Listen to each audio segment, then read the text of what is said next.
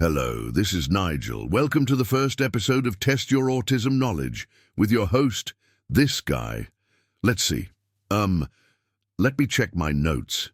I can't read this chicken scratch handwriting, doggone it. Oh, here it is. On this show, 4 goofballs will... Oh, good grief. Welcome to the first episode of Test Your Autism Knowledge with your host, Hunter. On this show, contestants are challenged to prove their knowledge of autism. I was here first, woman. The only thing you did first was screw up, Jack. I don't need this aggravation. Then stop causing it, knucklehead. Wow, unbelievable. Thank you, Buster Brown. Okay, stop it. I am telling you, I have got to get a new staff. Screwballs. This is Hunter, and we're about to play the Autism Challenge. I thought it was called Test Your Autism Knowledge. Nigel, we're going to have us a talk later, okay? Anyway, welcome. Yeah! I heard a crazy rumor that the sensational Sienna Price is nuts about game shows. So here we go. Let me introduce our 4 contestants. First, we have Flo. How you doing there? Good, thank you.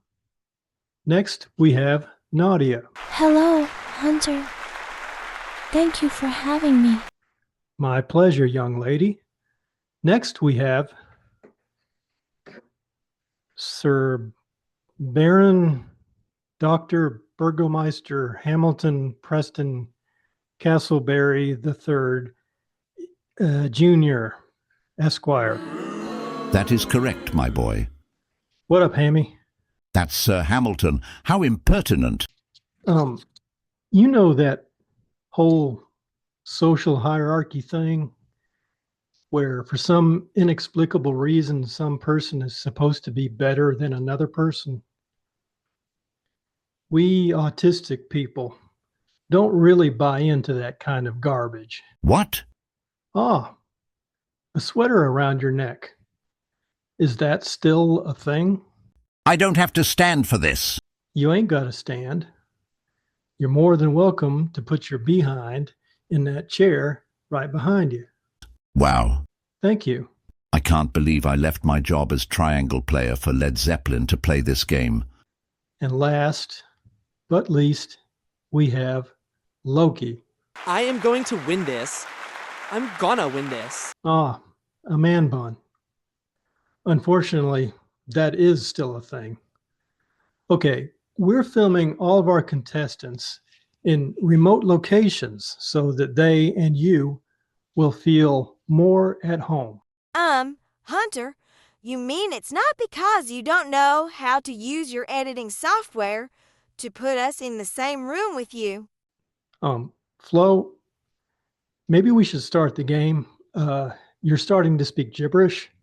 Whatever. First question. Ready, contestants. True or false? Only children are autistic, and therefore only children need support for autism. Yes, Hambone. Hamilton. Hamilton. And the answer is true, of course. Wrong. Yes, Nadia. The answer is false. Because autism isn't acne, you don't outgrow it. Autistic children grow up to become autistic adults. And if you think learning how to mask better is outgrowing it, you're wrong.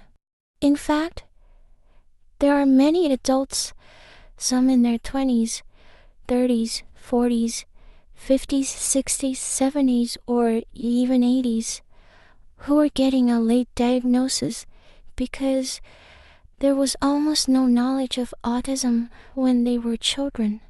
When they were children, they didn't get diagnosed. They got punished.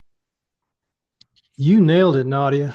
And to think that autistic adults can't use support is silly, because if they need support as children, doesn't it make sense that they're going to need support when they have to drive and work and provide for themselves and maybe for others. And to try to do that in a world that is absolutely not set up for them. And if they've gone anywhere from 20 to 90 years without support or understanding of any kind, and have probably been punished and criticized during all that time, and felt like they were bad and that they couldn't be themselves during all that time, don't you think that they're way past the point of burnout and could use some support? Next question. When someone says it's raining cats and dogs, autistic people think they mean actual cats and dogs are falling from the sky. Yes, Flo. True, baby. Nope. And it's probably one of the dumbest, most widely spread misconceptions. Wow.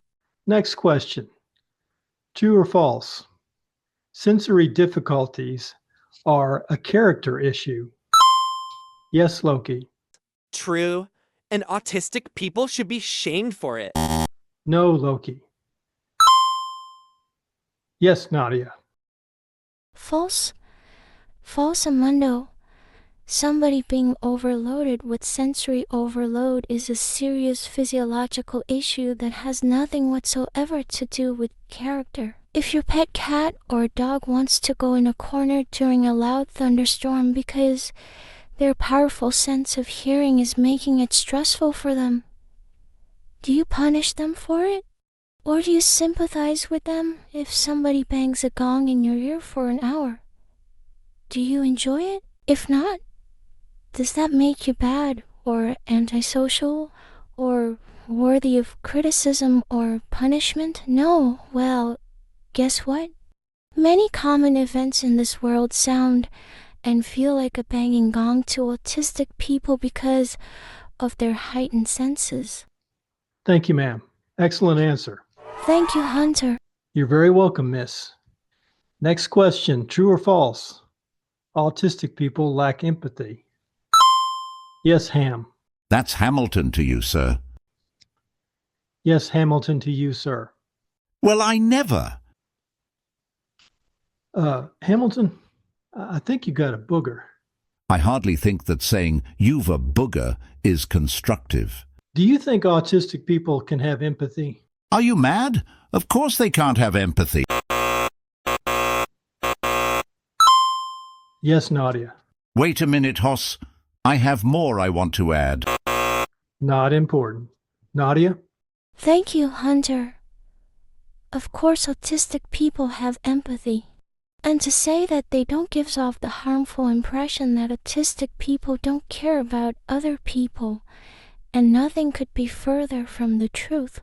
In fact, many autistic people have something called hyperempathy, where the feelings they feel for other people are almost overwhelming. For many autistic people, they feel intense joy when others are happy, especially if that person is someone they care about. It also hurts them very deeply to see others they care about hurt, and it is very hard for them to be in negative environments.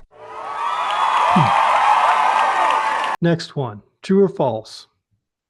Everyone is a little autistic, and everyone is a little bit on the spectrum. Yes, Hamster. That's true, of course. And must I tell you yet again that my name is Hamilton? No, you must not. Okay, Loki. But what? Flo? But I thought... Well, you probably thought wrong. Nadia, if you please. Thank you, Hunter. Everyone is not a little autistic. Everyone is not a little on the spectrum. And to say that they are is to minimize what actual autistic people go through.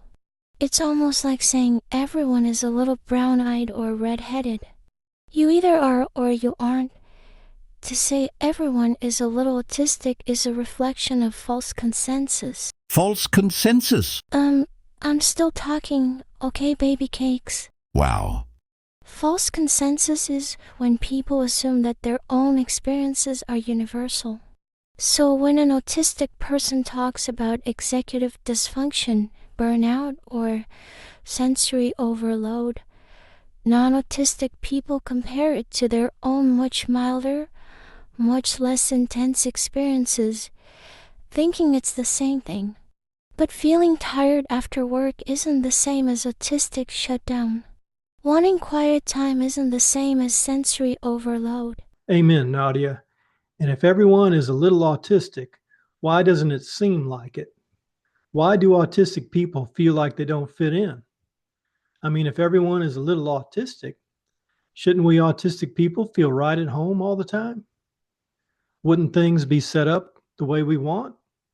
Why aren't they if everyone is autistic? Okay, we have someone who is a winner in more ways than one. Nadia. And Nadia, for your prizes, you get a set of noise-canceling headphones, earplugs, and a set of fidget toys. Wait, what? What kind of prizes are those? What is a person supposed to do with those things? Oh, I'm sorry. I could have sworn you said that everyone is a little autistic. If you were autistic, you would consider those some pretty great prizes. So what's the deal? Oh, I give up! Good. I hope you'll join us for the next episode of the Autism Challenge. I thought it was called Test Your Autism Knowledge. Whatever you want to call it. Join us for the next episode.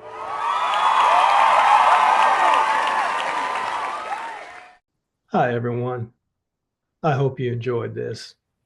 I sure enjoyed making it, and I sure enjoy all of you. Don't we all struggle as autistic people in this world that's non-autistic? Let me help take some of the load off. This is a safe place where you can come to have some fun, to know that you're not alone, and to be your true self, because your real self is pretty darn wonderful. Have a great day. You deserve it. And I'll see you again real soon.